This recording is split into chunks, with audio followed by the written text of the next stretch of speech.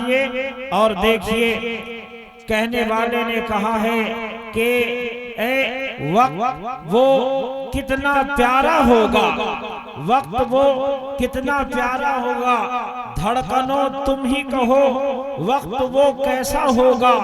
सामने जब आंखों के सामने जब गुंबदे खजरा होगा, आंखों के सामने जब गुंबदे खजरा होगा, आ इधर तुझे रग रग में समोलूं, आ इधर तुझे रग रग में समोलूं।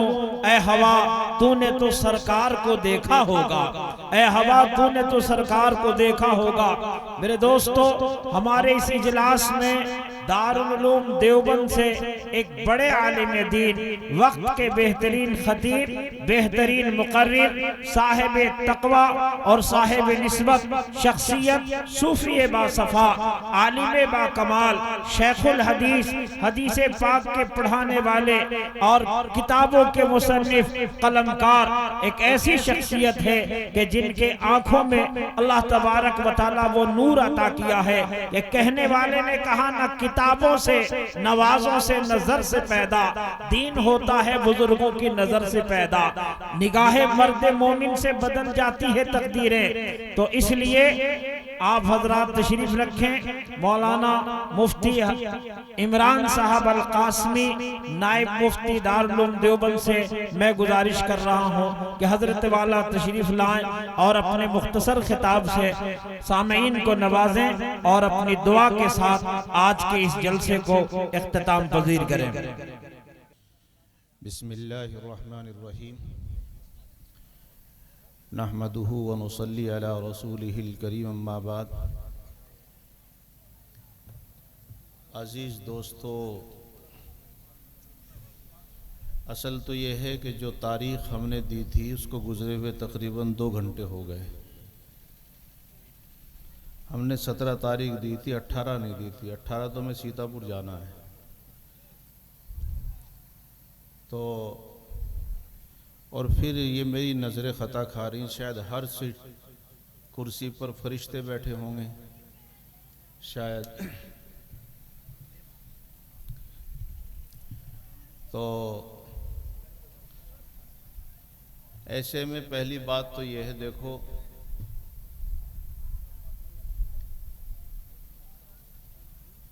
ठंडी हवा चल रही थी और हल्की हल्की फुहार पड़ रही थी बारिश की। एक दरख्त के नीचे एक बंदर हाँफता कांपता आया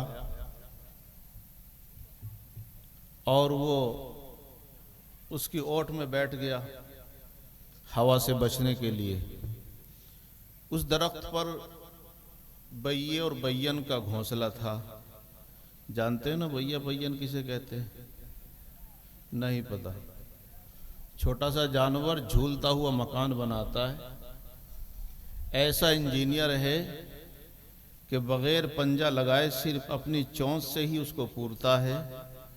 साहिब हयातुल हैवान अल्लामा दिमयरी अलैहिर्रहमा ने कुछ खुसूसियत भी लिखी। खुसूसियत में यह है, अगर इसको रात में अंधेरे में रोशनी की ज़रूरत पड़ती है तो जुगनू छोड़ देता है पकड़ के उसमें, और 2 हिस्से बनाता है, 2 घर उसके अंदर, एक जनाना एक मर्दाना। तो बेहतरीन, इससे बेहतरीन घोंसला कोई जानवर नहीं बनाता। और बंदर का घोंसला किसी ने देखा या घर बनाता ही नहीं कभी। तो किसी ने किसी मंजर को देखकर ये कहा, उसे नकल किया कि जैसी बंदर नीचे बैठा तो बैये की बीवी, बैयन कह लो उसको और क्या कहो उसको, बैये की बीवी बैयन ने कहा, जरा इसको कुछ तकरीर करके कुछ नसीहत कर दो, समझा दो इसे, और जिसकी वजह से शायद इसको कुछ अकल वकल आ जाए और ये घर बना लिया करे आड़े वक्त के लिए। इसे बनाने में देर नहीं लगेगी, इसलिए कि इसके तो इंसानों जैसे हाथ पैर हैं, उछलता कुचलता है। तो वो भैया कहने लगा अपनी बीवी से कि रहने दो, उल्टी खोपड़ी का है, कभी अपना घर भी जाए। लेकिन वो बजिद रही। बजिद रहकर उसने कहा चल समझा ले, तू ही देख ले समझा के। तो उसने समझाया, बंदर भैया अजीब जानवर है, इंसानों जैसे तेरी चाल है, तू चाहे तो वाड़े वक्त के लिए घर ना बना लेता। हमने बनाया वक्त पर, अब मजे कर रहे हैं, झूल भी रहे हैं और बारिश से भी बच रहे हैं, हवा से भी बच रहे हैं। तो बंदर ने ऊपर देखा, छोटा सा जानवर, ये मुझे अकल की बात आता।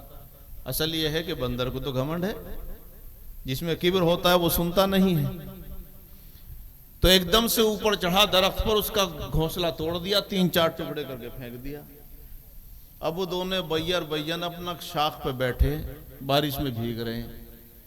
अब उसने भैया ने कहा शौहर ने, कर ले तकरीर, समझा ले, बड़ा शौक आया था तुझे बंदर को तकरीर समझाने का।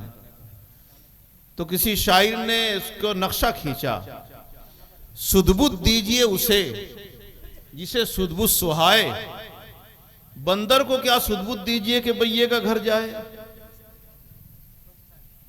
तो भाई तकरीर तो वहां होगी जहां सुनने वाले होंगे। अब यहाँ खाली मैदान में अस्सलाम वालेकुम या अहलल कुबूर तो करने में आया नहीं हूँ, और इस तस्वुर में कि सारे के सारे मुर्दे सुन रहे होंगे। और इतना लंबा सफ़र आपने कराया है हमसे, और बड़ी सख्तियों के बाद, बहुत सख्तियों के बाद, इसे पता है गुलाम रब्बानी को जितना इसने मजबूर किया है, और इन आदमियों को सुनाने के लिए मुझे ने बुलाया। मजीद जुल्म बालाए जुल्म ये कि सबसे आखिर में होगी और तब दुआ होगी, और दुआ वो कराना जो आप दरसगाह में कराते हैं। भाई दुआ में कब्र में कराऊं, किस में कराऊं भैया? तो ऐसे में मजमून में पलटता रहा, ये करूंगा वो करूंगा, मैं कहता रहा भाई आखिर में बुला लेना। हमें बुला करके यहाँ सज़ा में बिठा दिया। तो सज़ा भुगत रहा था, भाई कान फट गए, अल-अमान वल हफीज़, इतनी आवाज़, कान दबाऊं जब मुसीबत। एक शायर तो मुझे बहुत उम्दा लगते हैं पहले से ही, ये बच्चा तो बहुत उम्दा लगता है, हम तो सुनते रहते, इसकी आवाज़ भी अच्छी लगती है, ये हम कान भी नहीं फाड़ता। और बाकियों ने तो अल-अमान वल हफीज़, मुझे तो खतरा था मेरी समात बाकी भी है, चली गई। कुव्वत समात कहाँ चली गई? तो खैर अब मुझे लग रहा है कि शायद कुव्वत समात तो है। किसी में अलबेली बात करके, क्योंकि आपकी वैसे हैं अलबेली बात के, किसी चारपाई पर एक बुढ़ा और बुढ़िया बैठे थे। बुढ़ापे में जानते हो दिमाग कैसा हो जाता है। तो बुढ़िया से बुढ़े ने कहा परे को सरक ले। वो चारपाई ढीली थी, वो जरा सी हिले बेचारी वहीं बैठ जाए। दोबारा फिर कहा परे को सरक ले, तो वो जरा सी हिले फिर बैठ जाए। तो बुढ़े को गुस्सा सा आ गया, धक्का दे दिया, कहा परे को मर ले। जैसे ही कहा बुढ़िया उठी ले, तू ही मर ले। यहाँ उठी चली गई। उसने सोचा घर गई, बाद में पता चला घर भी नहीं, पड़ोस में पता किया, पड़ोस में भी नहीं, पता किया गांव छोड़ के अपने मैके भाग गई। तो सरकी तो ऐसी सरकी, जब कहते रहे भाई सुनते रहना, तो ऐसे सरके अपना घर चले गए। अब बताओ हम किस में करें, स्टेज पे बैठने की जगह तक नहीं मिल रही थी जब मैं आया। बहुत से तो मेरे पैर दबा दबा कर बैठ रहे थे, बस सजा भुगत रहा था और क्या करता भाई। एक और मैं बंदर की बात बताकर दुआ करता हूँ, और क्या करूँ तुम भाई, जो तकरीर सोची थी वो तो गई हमारी सारी। मौलाना मुस्तकीम साहब ने कर दी। थोड़ा मैं सोचा था भाई, असल इस्लाम के मिजाज दो हैं, शायर भी मिजाज, शायर तो करते हैं, इनके मिजाज से कम सुनने वालों के, जैसा मिजाज होता वैसे ही। इस्लाम के मिजाज दो हैं, एक जलाल एक जमाल है। गुस्सा भी आना चाहिए लेकिन बेवजह ना होना चाहिए, और एक है जमाल। तो मौलाना मुफ्ती मुस्तकीम साहब ने जलाली तकरीर कर ली।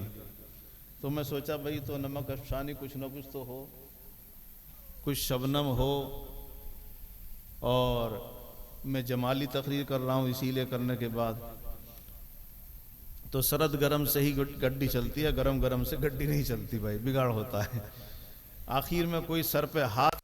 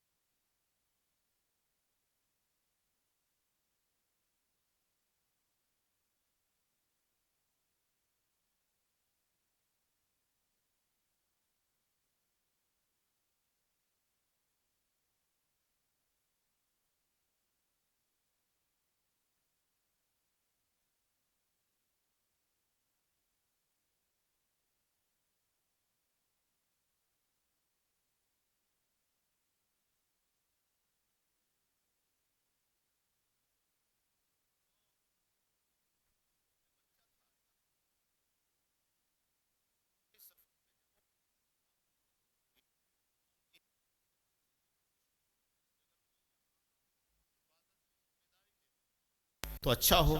ये सोचकर उसने अपने इलाके के राजा बादशाह, जंगल के बादशाह शेर से बात की और शेर से कहा, तुम जंगल के बादशाह हो, तुम्हें कौन रोक सकता है, किसी का भी शिकार कर लेते हो, लेकिन मैं ये चाहती हूं कि जब तुम बादशाह हो 3 दिन के लिए मेरे बच्चे की हिफाजत कर ले, और जब मैं आ जाऊं मुझे सुपुर्द करने के बाद फिर तुझे कौन रोक सकता है। तो उसने कहा, बिल्कुल जिम्मेदारी लूंगा और बिल्कुल ना हाथ लगाऊंगा ना लगने दूंगा। बंदरिया छोड़ के चली गई। तो शेर का तो झुंड चलता है पूरा का पूरा, उसके बच्चे भी होते हैं सारे। जब वो देखा चलता हुआ, शेर ने कहा, तू मेरे साथ साथ चलना भाई, बंदरिया तो चली गई। लेकिन वो बच्चे से घूरे, नाश्ता समझ के उसको, अच्छा नाश्ता सा मिल रहा है। शेर ने सोचा अगर जरा सी गफलत हुई, कोई से का पंजा लगा तो मर जाएगा, इसलिए उसने कहा, तू ऐसा कर, तू मेरी पीठ पे बैठ जा, जब तुझे जरूरत होगी मैं तेरे इंतजाम में रख दूंगा, तो अपना जो भी खाना खाना हो खा लिया करना। अब शेर की पीठ पर बंदर बैठ गया तो किसकी मजाल है कि उसे छेड़े। अब ये चलता रहा, एक दिन गुजर गया ऐसे ही। अगले दिन बाज ने जांच लिया कि शिकार पेट उस शेर की पीठ पर है। यहां बहुत शेर पड़ गए, इतने शेर पड़ गए, पंजे मार रहे थे बाज शेर। तो इसमें आईन है जरा बीच में जो पढ़ रहे थे, उसने बाज ने जांचा और जांचने के बाद मौका से लगा के बच्चा उठा लिया शेर की पीठ से। अब शेर इधर भागा उधर भागा, उड़ तो सकता नहीं था, और उसने अपना उड़ते उड़ते एक दरख्त पर बैठ करके बच्चे को खत्म कर दिया, बाज खा गया।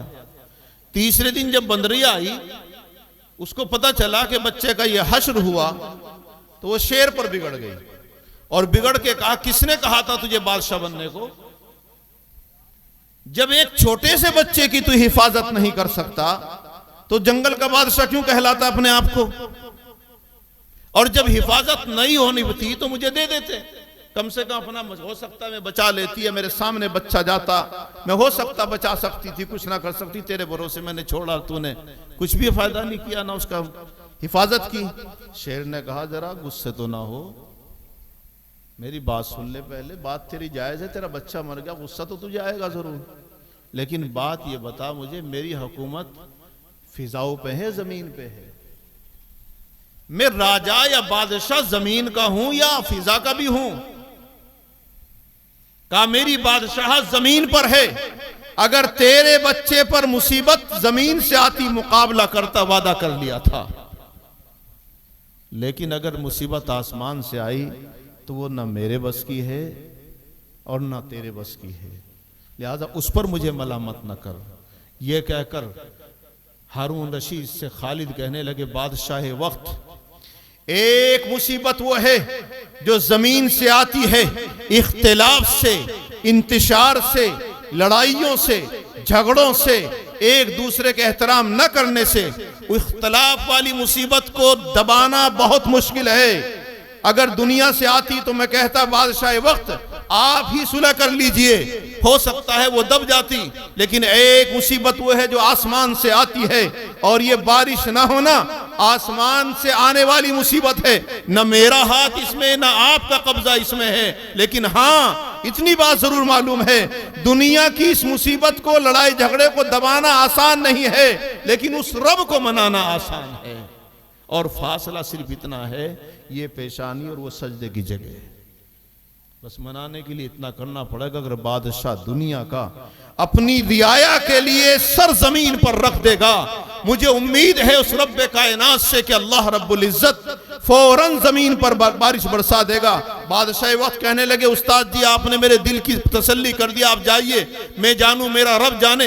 अपनी पगड़ी को फेंकने के बाद बादशाह वक्त ने नमाज की और वजू की, नमाज की नियत बांधी, और नियत बांधने के बाद 2 रकात नमाज पढ़ने के बाद हाथ उठा लिए और हाथ उठाकर कहा, रब्बे कायनात, अगर मेरी वजह से इस रियाया के ऊपर आप अजाब मुसल्लत कर रहे हैं, इनकी रोजी रोक रहे हैं, ए पाक परवरदिगार तन्हा मुझ पर अजाब भेज दे। वैसे तो आप रहमुर राहिमीन हैं, अकरमुल अकरमीन है।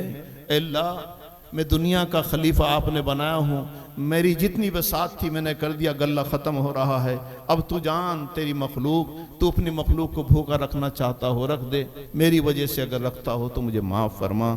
अल्लाह मुझे और आपको अमल की तौफीक नसीब फरमाए। दुआ कर लीजिए।